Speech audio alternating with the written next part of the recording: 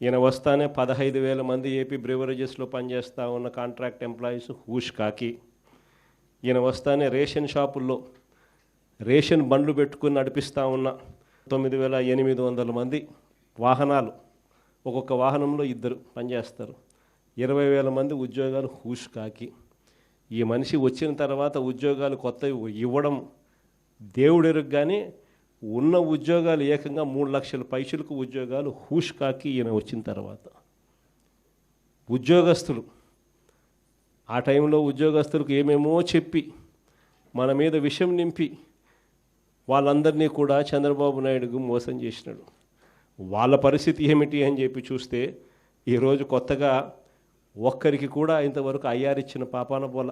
PRC లేదు, IR లేదు, 3 డిఏలు పెండింగ్, బకాయిలు పెండింగ్. ఉద్యోగస్తులు అందరూ కూడా ఈరోజు ఎందుకు అయ్యే తెచ్చుకున్నాం ఈ పెద్ద మనిషి చంద్రబాబు నాయుడు అని చెప్పి తలపట్టుకుంటా ఉన్నారు. ఈరోజు ఉద్యోగస్తులు అందరూ కూడా చంద్రబాబు నాయుడు గారిని నమ్ముకొని ఇంతవరకు ఏ వర్గం కూడా సాటిస్ఫైడ్గా లేని పరిస్థితులు ఈరోజు రాష్ట్రంలో కనిపిస్తూ ఉన్నాయి. మరోవైపున విచ్చలవిడి కరప్షన్, ఎక్కడ ఏది వదలడంలా, ఇసుక వదలడంలా, మట్టి వదలడంలా, సిలికా వదలడంలా, క్వాడ్స్ వదలడంలా, లిఖర్ వదలడంలా. ఇంకా రాజధాని గురించి నేను చెప్పాల్సిన పనుల మన సుదీర్ఘంగా 2 గంటల సేపు చెప్పిన ఏ రకంగా కొత్త కొత్త పద్ధతుల్లో ఏదో స్కాములు చేస్తూ ఉన్నాడు అని చెప్పి. ఎక్కడ ఏది వదలకుండా విచ్చలవిడి కరప్షన్ జరుగుతూ ఉంది. ఇవన్నీ ఎందుకు చెప్తా ఉన్నాను అంటే, ఇంత మంచి చేసిన మనకే ఇవన్నీ ఏవీ లేవు, మన హయాంలో లేవు. కాబట్టే మీ అన్న, మీ తమ్ముడు, మీ బిడ్డగా ఉన్న మీ జగన్ 2,73,000 కోట్ల రూపాయలు బటన్ నొక్కగలిగాడు.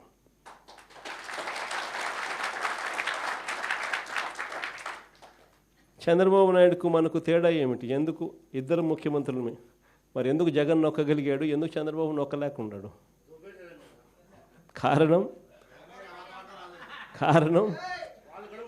కారణం జగన్ ఆశపడింది ఏదానికో తెలుసా? జగన్ ఆశపడింది కీర్తి కోసం.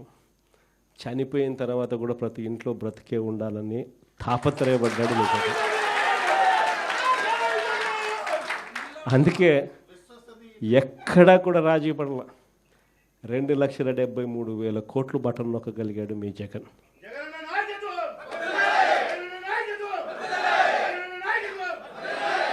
కానీ ఈరోజు చంద్రబాబు నాయుడు ఎందుకు బటన్ నొక్కలేకున్నాడు అంటే కారణం, ప్రతి విషయంలోనూ కూడా దోచేసుకున్నది పంచుకోవడము, ఇది జరుగుతూ ఉంది. రాష్ట్రానికి రావాల్సిన ఆదాయాలు కూడా ఫస్ట్ టైం తగ్గుముఖం. దేశం మొత్తం 11%, దేశం మొత్తం 13% ఆదాయాలు, దేశం మొత్తం ఆదాయాలు పెరిగితే మన రాష్ట్రంలో ఆదాయాలు కేవలం 3% పెరిగాయి. ఎందుకు మన రాష్ట్రంలో ఆదాయాలు పెరగడం లేదంటే కారణం, రాష్ట్రానికి రావాల్సిన ఆదాయాలు రాష్ట్ర ఖజానాకి రావడంలా. రాష్ట్రానికి రావాల్సిన ఆదాయాలు తెలుగుదేశం పార్టీకి సంబంధించిన గజ దొంగల ముఠ జోబులు లేకపోతూ ఉంది. కాబట్టి రాష్ట్రానికి సంబంధించిన ఆదాయాలు తగ్గుతూ ఉన్నాయి. ప్రతి అడుగులోనూ ఇదే కనిపిస్తూ ఉంది. ఇవన్నీ కూడా ఎందుకు చెప్తా ఉన్నానంటే, ఇంత మంచి చేసిన మనకే ఒక్కొక్కసారి ఈ మాదిరిగా ప్రతిపక్షంలో కూర్చోని పరిస్థితి వస్తే, ఇక ఏ మంచి చేయని ఈ మనిషి, అన్ని అబద్ధాలు మోసాలు చేసే ఈ మనిషిని రేపొద్దున ఎన్నికలు వచ్చినప్పుడు ప్రజలు తంతే ఇంక ఎంత దూరంలో పడతాడు చంద్రబాబు నాయుడు అని చెప్పి నేను వేరే చెప్పాల్సిన పనుల. రేపొద్దున ఖచ్చితంగా ఎన్నికలు ఎప్పుడు వచ్చినా కూడా రేపొద్దున చంద్రబాబు నాయుడు గారు అనే వ్యక్తి ప్రజలు ఈ పక్క తంతే డిపాజిట్లు కూడా రాని పరిస్థితులకి ఆ పక్క పడతాడు అనేది మాత్రం ఖచ్చితంగా చెప్తాను. ఈసారి జగన్ 2.0లో మాత్రం అలా ఉండదు. సంక్షేమము, రాష్ట్ర అభివృద్ధి, రాష్ట్ర ప్రజలే కాదు, ఈసారి కార్యకర్తలు మాత్రం అందరికన్నా పై స్థానంలో ఖచ్చితంగా ఉంటారని మాత్రం చెప్తాను. అంతేకాదు, ఈసారి కార్యకర్తలు బాగోగులు ఒక్కటే కాదు చూసుకునేది, ప్రతి కార్యకర్తకు కూడా నేను ఒకటే చెప్తా ఉన్నా, ఇవాళ జరుగుతూ ఉన్న అన్యాయాలను నేను చూస్తూ ఉన్నా. మీకు జరిగిన ప్రతి కష్టం నేను గమనిస్తూనే ఉన్నా. మీ అందరికీ కూడా నేను ఒకటే చెప్తా ఉన్నా, ఈరోజు ప్రతిపక్షంలో ఉండం, అవతల ఉంది అధికారం, అవతలోడు కష్టాలు పెడతాడు, అధికార దుర్వినియోగం చేస్తున్నాడు, పర్వాలా తీసుకుండా. ఎవడు అన్యాయం చేసినా కానీ మీ అందరికీ చెప్తా ఉన్నా, నేను రెడ్ బుక్ అన్నాను కానీ మీ ఇష్టం వచ్చిన బుక్లో పేరు రాసుకోండి.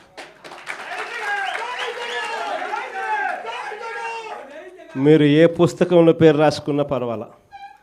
దాని తర్వాత మాత్రం మనం వచ్చిన తర్వాత మాత్రం ఖచ్చితంగా వడ్డీతో సహా, మళ్ళా చెప్తానా, వడ్డీతో